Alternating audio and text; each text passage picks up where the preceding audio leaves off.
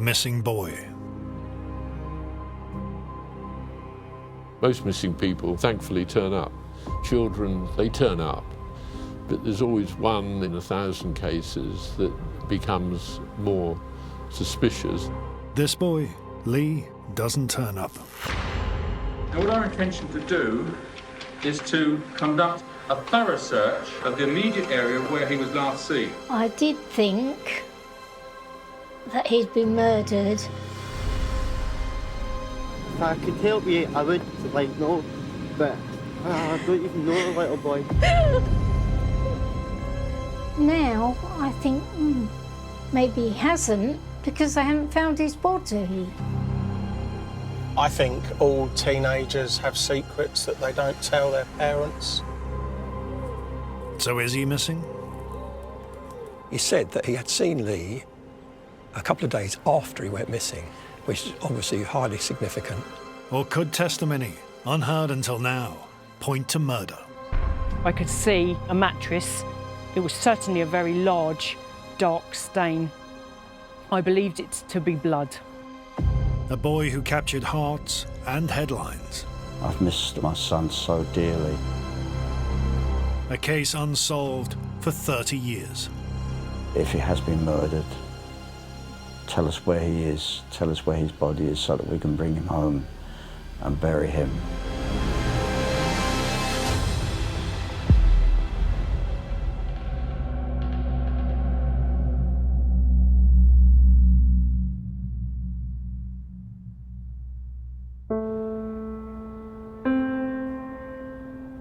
Continuing controversy over the name Beatrice for the Duke and Duchess of York's new daughter. Saturday, the 10th of September, 1988. News just in.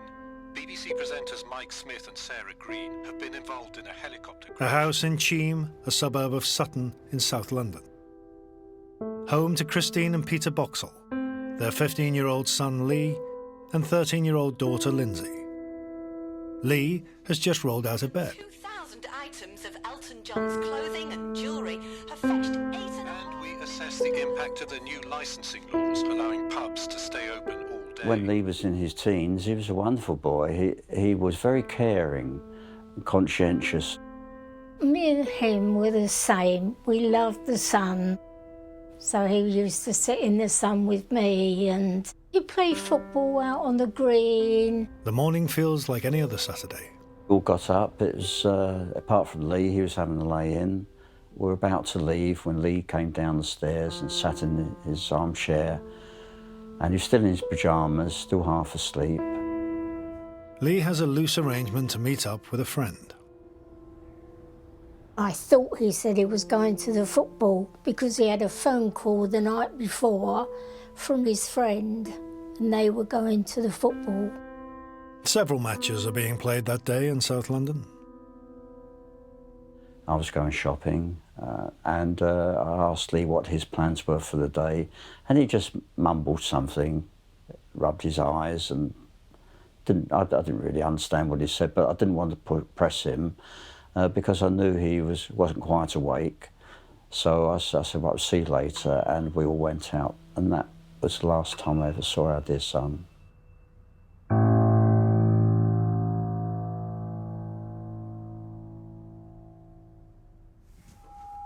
A little later that morning, Lee leaves the family home. Peter gets back at lunchtime. There's no sign of Lee. In the afternoon, I was expecting Lee to come back home after he'd gone to see the football game, whichever he chose to go to, but he didn't return. And I wasn't too worried at that time because Lee's 15 and there's bound to be a first time when he'll stay out a bit late. But as I said, that would have been the first time. He's never been out late before. Christine, Lee's mum, is spending the night at her mother's. Rang up at 5 o'clock because I thought that's what time he would be back if he'd gone to the football. 6 o'clock, 7 o'clock, so on, and still he wasn't back. Well, I know that's so unusual. I know there's something wrong.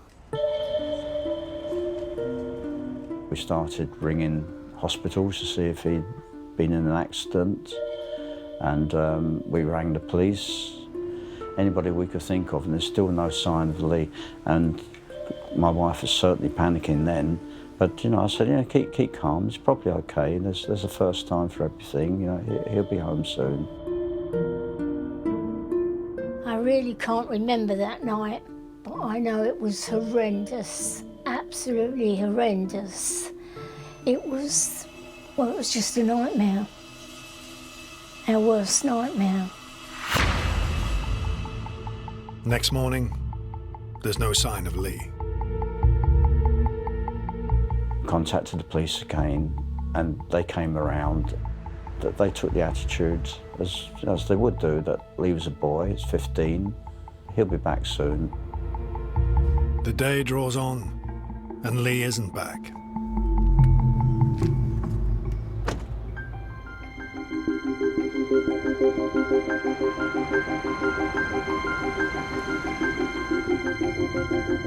A police officer came and who took me by car to drive through Sutton High Street up towards Sutton Station, and we were just looking in case there was a chance that Lee was still in the high streets.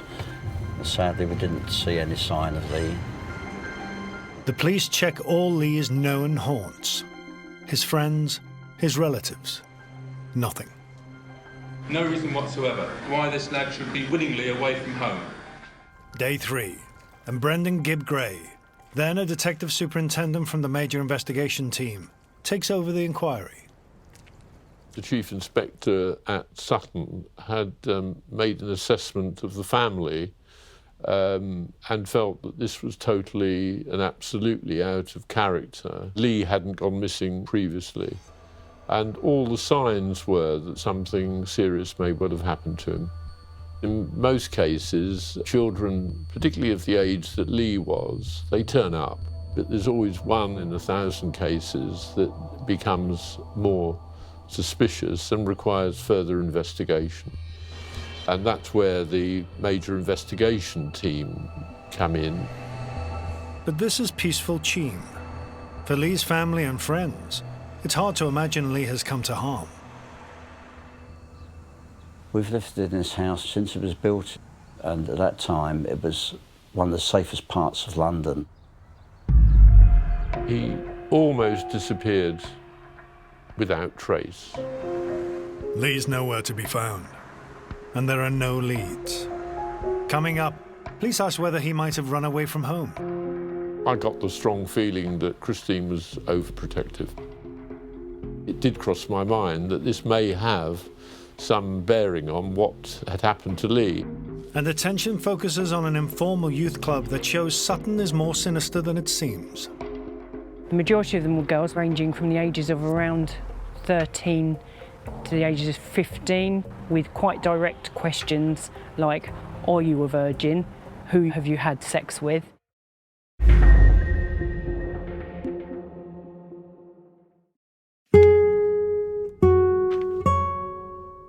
Oh, look at that lovely picture of Lee in his cot with his teddy bear. Bring back his lovely memories, isn't it?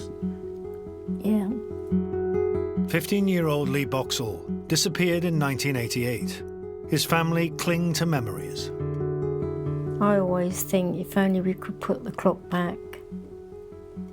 And you can't do that. You've got to carry on. 3 days after Lee disappears, the man leading the investigation questions whether Lee could have had a motive to run away. I did get the very strong impression that the father was a very quiet and reflective individual, and Christine was much more emotional. You might say that we're all protective to our children, but I got the strong feeling that Christine was overprotective.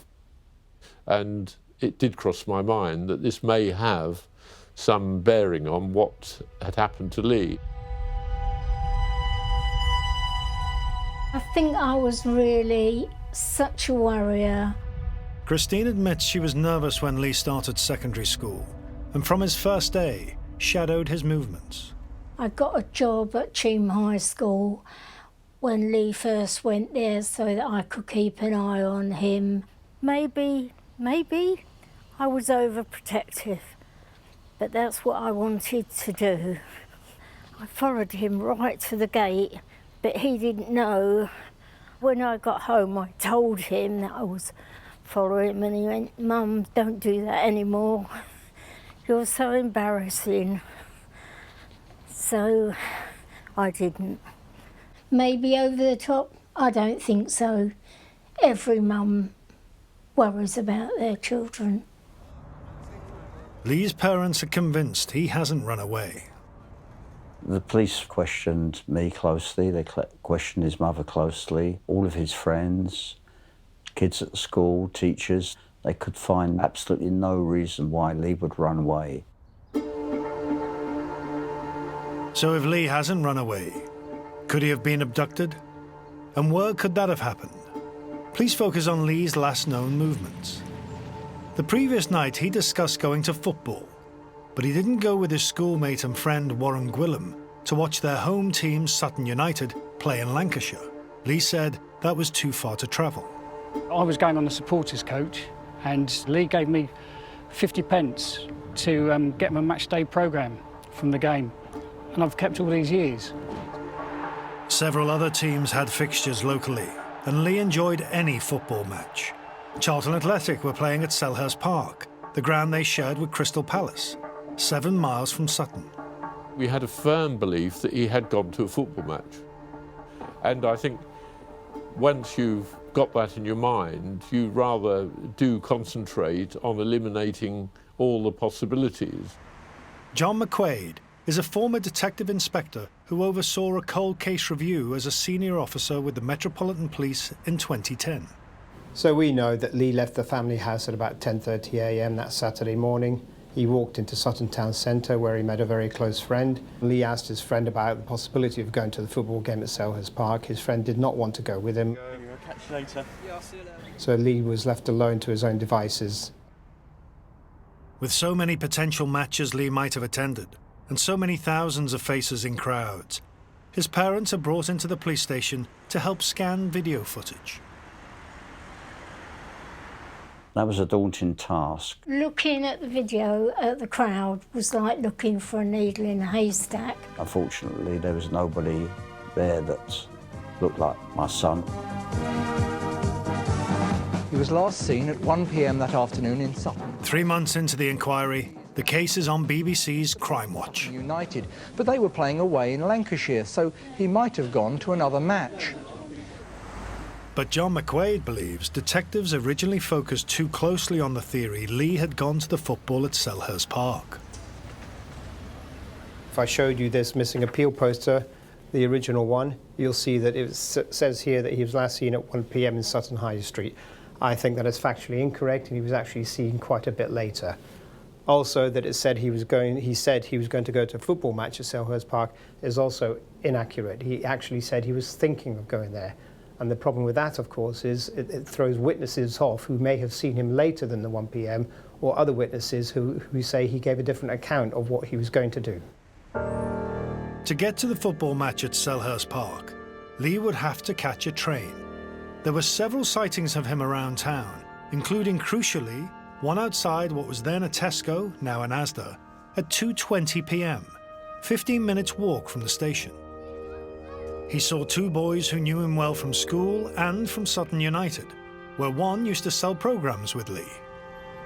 The reason that meeting with his 2 friends outside Tesco is so important is this, that at 2:20 p.m. in that location, Lee would not have had time to get to Selhurst Park, a stadium he'd never been to before, for a 3 o'clock kickoff, and gave them no indication that he thought he was going to try and do so. Did we over-focus on Selhurst Park? Well, I suppose looking back, you might say we did, because nothing came of that. But at the time, we were really dealing with very, very little hard evidence. And we had to concentrate on the things that we thought were likely to bring a good response from people. No sightings at a football match, no evidence of running away, no finding of a body. For investigators and Lee's family, it was back to square one. one is led to the conclusion that something's happened to him. What exactly that is, it would be hard for me to speculate. Over the years, police revisit Lee's case, seeking a breakthrough. The Cold Case Review reinvestigates the darkest theory, that Lee has been murdered. We felt we just had to reassess the evidence and intelligence and take some positive action to try and find answers. 4 known paedophiles and 17 other individuals are checked out by the original investigators, relating to potential sex offending. One paedophile was living near Lee's home and had just been freed from prison after serving 4 years for sexually abusing young boys. Detectives are suspicious of the offender. However, when he was interviewed, he had a strong alibi for the afternoon that Lee went missing, and he was therefore eliminated. Another boy went missing in South London 2 years earlier than Lee. Could the cases be linked? Kevin Hicks was just 1 year older at the time he went missing and lived only 7 miles away. He'd left his home in Addiscombe at 8 p.m. to go and buy eggs. He was seen at 10 p.m. walking back, and then he disappeared. The term serial killer springs to mind. However, there is no evidence at all that the 2 cases were linked, and our priority was to turn the focus back on where Lee did go that day. There's little CCTV at this time. Police retrace Lee's steps. The sightings outside Tesco rule out a trip to football. So where was Lee headed after that? I think Lee was in Sutton High Street by himself and probably a bit bored. When he spoke to his 2 friends at the corner of this alleyway, they said that he walked off in that direction. So he's heading east, towards his home, though there's no evidence he returns there. Close to his home is St. Dunstan's Church. In the grounds, an informal youth club called The Shed. It's a popular haunt for teenagers. As a young teenager, this woman, the same age as Lee, came here along with many children from his school. She doesn't want to be identified. We're calling her Sally. I started coming down here when I was 13 years old. Most of the other children who were here were from Cheam High School. The majority of them were girls, but there were also boys, ranging from the ages of around 13 to the ages of 15 that I knew of. A lot of people came because it was like a youth club, really, but they were allowed to smoke and drink.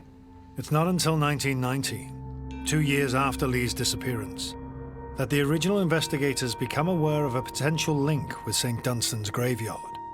They receive information about a startling admission made by a bank worker at a party in London. He tells a colleague he knows what happened to Lee. An off-duty police officer heard a young man boasting that he and others had beaten up and killed a boy and buried him in the graveyard at St. Dunstan's Church. That officer reported that to the investigation team at Sutton, and he was arrested and interviewed. He denied knowing anything about Lee Boxall and said that they were empty boasts. Then another work colleague tells police the man has told her a similar story. A co-worker of his came forward to provide a statement saying that same young man had boasted to her he knew where the body of Lee Boxall was buried and named St. Dunstan's Churchyard as the venue. The woman takes police to the churchyard to try to identify the grave the man described. They find nothing, and police take no further action against the bank worker. Now, what our intention to do is to conduct a thorough search of the immediate area where he was last seen. But suspicions about St. Dunstan's won't go away. Fresh inquiry officers investigate and are immediately concerned. There is a common thread amongst many witness statements of threats of violence, of intimidation, of control, of threats to harm them if they exposed the activities going on at the shed. It's being run by a convicted paedophile. And what happens there goes far beyond smoking and drinking. It was always quite a flirtatious atmosphere with quite direct questions like, are you a virgin? Who have you had sex with? People would talk a lot about their boyfriends. They would either come with them or they'd meet other boyfriends and they'd swap around a little bit. Then they would start talking about their underwear and sometimes showing it to one another and things like that. In the alleyway leading to the church, echoes of the youth club. When we first discovered this, it was quite chilling. It actually shocked and saddened me to see this, because what we have are the initials of dozens of young teenagers that used to attend the shed, and they've come down here and pointed out their initials to us that they etched into here either in 1988 or around that era. I find it a really sad indictment of what was going on in this area at that time, that so many youngsters were attracted to this place. It's not certain whether Lee's name is among these initials. Is this Lee here? L-E-E? Lee's schoolmate, Paul Ponting, came here. He remembers the shed, which has subsequently burnt down. It was a lot smaller than what it is now. It was basically an old shed, an extended shed. There was us and the girls. Boys, not so much welcome, I don't think. Girls more so. It was a cool little hangout. We was allowed to have a little drink and a smoke in there. I remember there was an old mattress at the back. Whether it was for untoward business, I don't know. Coming up, how the paedophile controlled children by claiming he had magical powers. He'd tell some of the people here that if they had sex with him, he'd be able to help them get neater handwriting if they did what he wanted. And a dramatic new claim. Could Lee be alive and well, leading a secret new life? He thought Lee was married with a pretty young wife and a child.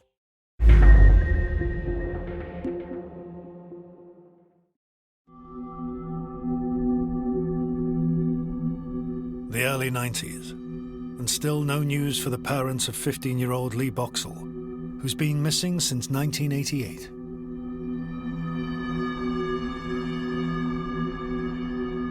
We tried everything to try and get some interest, because it went quiet with the police, so I thought, right, I'm going to do everything else. It was on beer mats, milk bottles, on the body shop van. I wrote to football clubs, cricket clubs, on the boats, ferries, you name it, I've done it. As part of her campaign, Christine is filmed by ITV scouring the streets of London for Lee. There was lots of people, homeless people and people on the streets. Can't help you. No. Sorry about that, really sorry. If I could help you, I would, like, no, but I don't even know the little boy. No one comes forward to say they've seen him. So clearly at this stage we've got to make an assumption that he may be dead or being held without his will. Brendan Gibb-Gray was in charge of the investigation. He's aware how tough the lack of news was for Lee's parents. After all these years, I often think of them and the agonies that they're going through. And it was very difficult as time went on to be able to say to them anything that was encouraging. You could start with being very optimistic and we'll sort this out quickly. And as days goes by, you find there's very little fuel left in the tank or few tools left in the toolbox. And we've got good sightings in the high street, as I say, about lunchtime. It was a very difficult inquiry. Difficult for the police, but of course more difficult for Mr. and Mrs. Boxall. I did think that he'd been murdered. I mean, I was so adamant, and I'm looking in bushes, and then I think, maybe he hasn't, because I haven't found his body. In 1993, fresh allegations about the convicted paedophile running the shed at St Dunstan's graveyard in Cheam, and how he influenced young girls by claiming to have magical powers. This woman, who we're calling Sally, came to the shed as a teenager. He'd tell some of the people here that if they had sex with him, he'd be able to help them get neater handwriting if they did what he wanted, so that he could help with their schoolwork and just generally make them feel happier. Investigators in the fresh inquiry now believe there were multiple suspected sex offenders at the shed. 2 days after Lee disappears, Sally comes here with a friend. We were then invited into a private place. It'll be many years before they feel they can talk openly about what they hear next. Potentially breakthrough evidence in the hunt for Lee. We were told quite blatantly that Lee was not going to be seen again, that Lee was dead, and that Lee was buried, most likely in grassland, not far from here. In 1994, Sally gives a statement to police describing what they heard that day. And from another witness, police learn it's not only girls who've been abused. We also have a statement from a young man who says that he was sexually assaulted at the same place. In 1994, police charge the paedophile with sexual assaults against young girls. He's tried at the Old Bailey and acquitted. For Lee's parents, this is a time of no news, no new hope. While Lee has been missing, we've had periods where there's been lots of publicity about Lee, lots of appeals, but then there have been years when there's been literally nothing. But suspicion about the graveyard lingers. In 1999, 11 years after Lee's disappearance, Mike Platt, a retired detective sergeant from Scotland Yard's paedophile squad, is asked by the Missing Persons Helpline to check out the graveyard. One of my duties was to have a look at the Lee Boxall missing case, and in looking at it, St Dunstan's Church came up. Mike already knew about Lee. His squad had been asked about the case when they were investigating paedophile rings in central London. At the time Lee went missing, we were conducting surveillance in central London over a number of weeks, which when the officers that were looking into Lee's disappearance came to the West End, we were able quite definitely to say that he hadn't come into our area. In 1999, Mike learns that a second man has spoken about Lee being buried. We can't identify that man for legal reasons, but Mike had come across his name whilst working as a police officer, and now talks to him. He told me that Lee came to the churchyard on a number of occasions, and to quote him, kissing and canoodling with his girlfriend behind one of the trees. And he said that in his opinion, he was getting his items together to run away from home because he thought his mother would disapprove of his girlfriend. Then, to my absolute amazement, he said that he had seen Lee in Sutton a couple of days after he went missing, which is obviously highly significant. By now, Lee has been missing 11 years, but the man tells Mike Lee is still alive and using the assumed name of Leslie Hall. He thought Lee was married with a pretty young wife and a child, and that he had heard that he worked for the DSS in Morden. Until the making of this film, Peter and Christine knew nothing about the claims that Lee could still be alive. I'm really stunned about that. That's a complete surprise. If he was alive, he would have rang me. Somebody would have recognised him, said, "Why don't you ring your mum?" Maybe the police didn't tell me because they didn't believe the story themselves. If Lee were alive today, how would he look? He'd be in his mid-40s, like his friend Warren Gwilym. I'm always looking for a 15-year-old boy. I can't always come to terms with him being a 45-year-old man. I always promised myself that if I saw her, I would talk to her. And as she's walking down the high street, I just said, "Christine." This man came up to me and said, "Hello, Mrs. Boxall. I'm Lee's friend." I said, "It's Warren." She's went, "Oh my God." And it was a really emotional conversation, actually. I don't know whether she was aware of it, but I was fighting back the tears because it's a hugely emotional story. I said, "I'm really sorry. I didn't recognise you because he's a man now. I'm looking for a 15-year-old boy."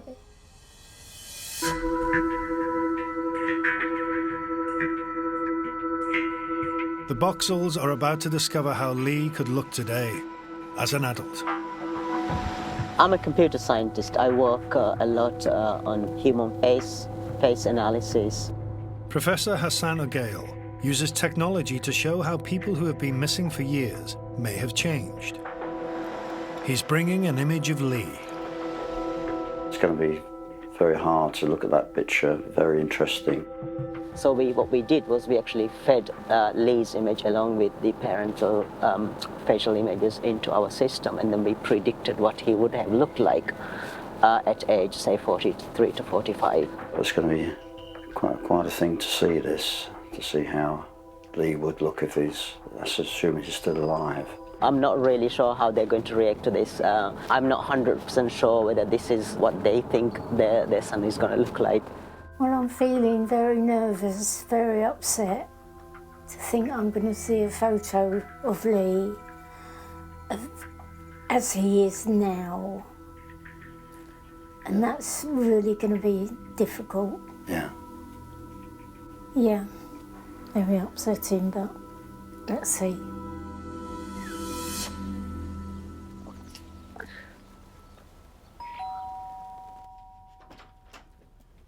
Good morning. Good morning, how do you do? I'm good, Please come in. yeah, nice to meet you.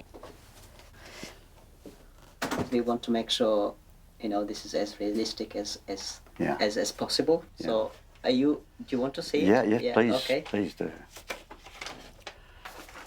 This is what we think Wow. that he will look like Oh my at God. age 45. That's so realistic. Oh, that is so... Yeah. Oh, Yeah, I don't know what to say. But can you see a bit of yourself in him? I can see some of I can myself in there. Yeah, I can see more of Pete than I can me. Wow, that is really good.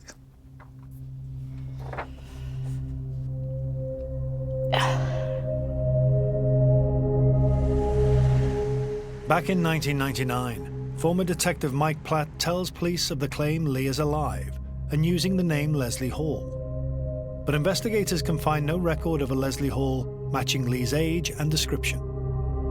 Then in 2009, 21 years after his disappearance, new and chilling allegations of sexual abuse are made against the paedophile who runs the shed.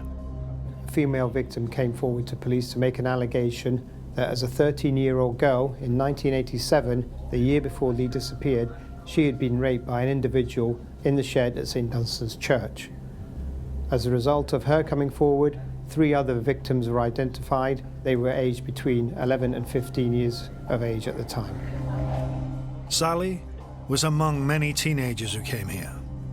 I believe that there are many girls abused here over the years. Only one actually told me about their abuse, and that was someone who believed that by having penetrative sex with the paedophile, he would be able to abort a pregnancy that they thought they might have. They didn't even know for sure that they were pregnant. The paedophile took steps which may have left children unsure who was abusing them. He went as far as hanging a sheet up to hide his identity whilst he committed these sexual offences. The victims have said that this sheet would hang over a table and they would be forced to sit and lie back on this table, so his identity was hidden from them. He once fondled my chest, which I wasn't happy with, and he laughed it off, and he'd just give you a hug and rub your arms. I do know of a boy that told me he'd been abused here.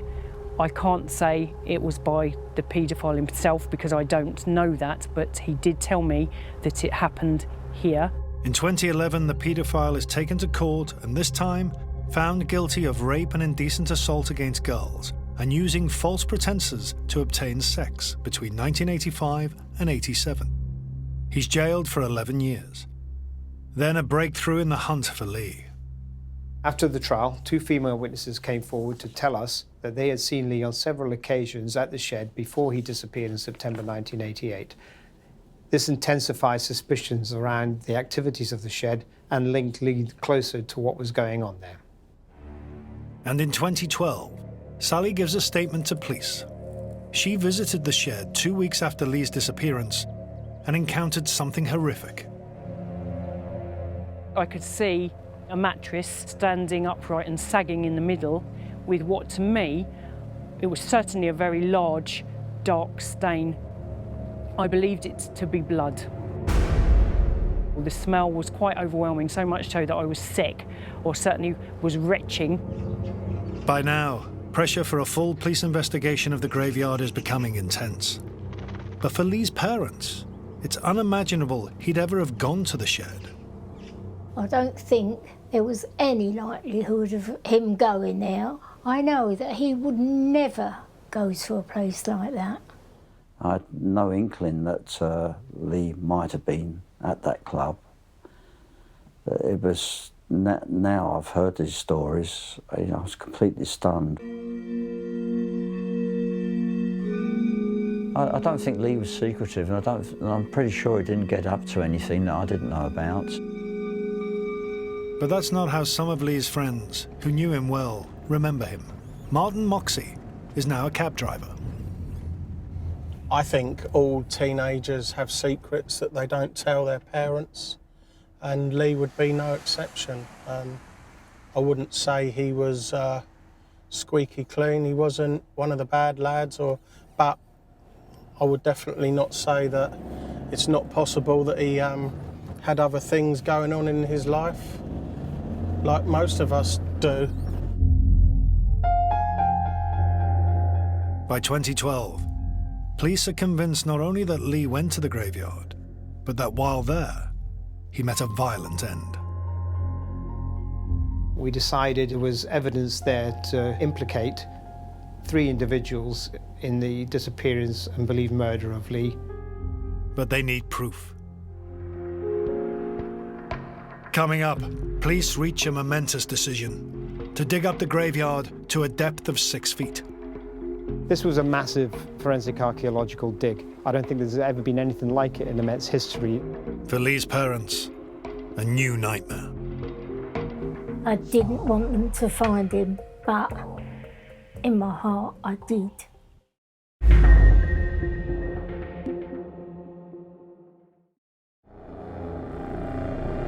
(2012), and in the fresh inquiry into the disappearance of 15-year-old Lee Boxall, one place in particular is mentioned in statements to police: St Dunstan's Church in Cheam. There has been so much rumour and information coming in linking Lee to the shed and the graveyard that we felt we just had to do a forensic archaeological dig within the graveyard to try and recover Lee's body, if in fact it was there. When the police came to see me, I thought they had news that they found Lee, but no, they dropped this bombshell that they thought that Lee had been murdered and buried in the graveyard.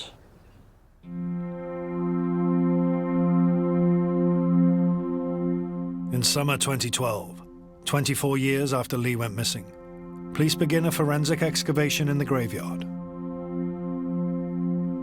This was a massive forensic archaeological dig. I don't think there's ever been anything like it in the Met's history. We had certain areas sectioned off to allow for deep digging, JCBs, ground-penetrating radar and fingertip search between the channels of all the graves you can see in here. Police enter large tombs with vaults containing multiple burials, but are not allowed to disturb the bodies anywhere in the graveyard. Lee's parents are brought to see the dig. It was traumatic for me to come here at that time to see the excavations while the police were searching for Lee's remains. When the police took us to Cheam, to the graveyard, and saw all these graves dug up, it was terrible. A lot of people really complained because they were their family's grave. So, you know, that was very hard for them as well. It was horrendous. One of the difficulties was that an individual had claimed to have buried Lee using the craze technique of going deeper when a grave was being prepared for a burial, replacing the coffin on top of the body. That would obviously confuse anybody searching for a recently placed body. It's still upsetting for me to think that the police weren't allowed to open any of the graves. They were only allowed to excavate in between the graves. So there's still a possibility that although Lee hasn't been found here, he could still be here.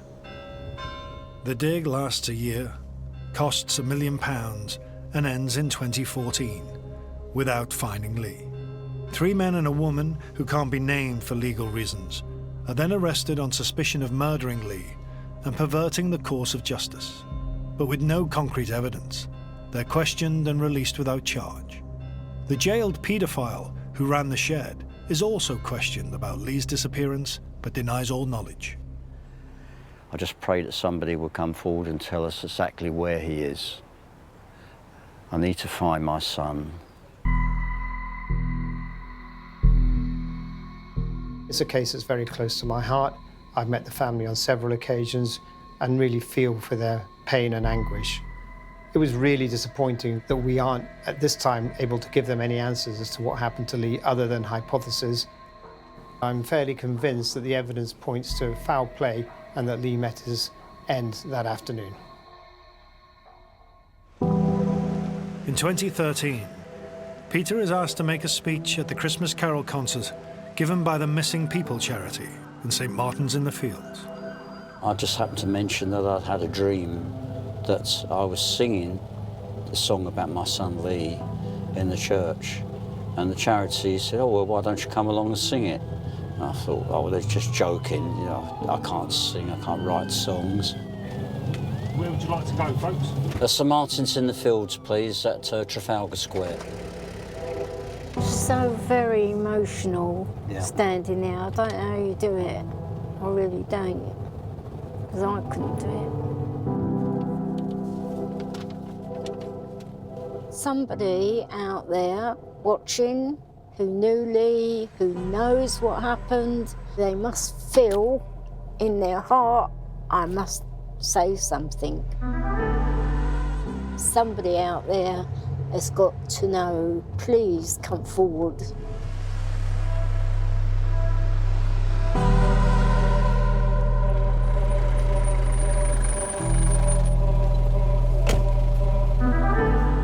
In 2013, I came to this very church and sang a song about my son Lee called "Where is Lee?"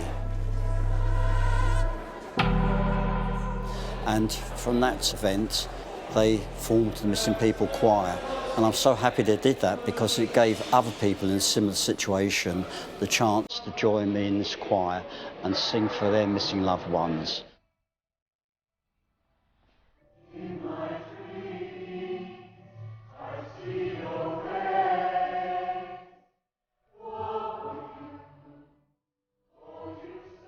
Singing in this church reminds me of when the police were excavating the graveyard looking for Lee's remains.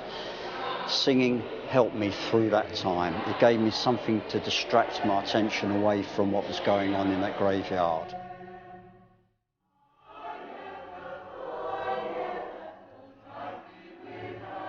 More than 30 years on, Lee's parents still can't be certain what's happened to their son.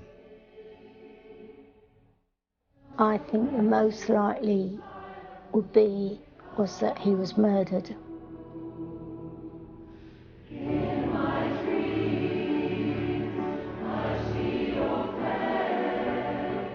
We don't know if he's alive or dead. We don't know if he was murdered. There's the not knowing, that's the worst thing. When I sing for my son, and it's so emotional. It gives me the chance to release all of my emotions, and it's as if though my son can hear me.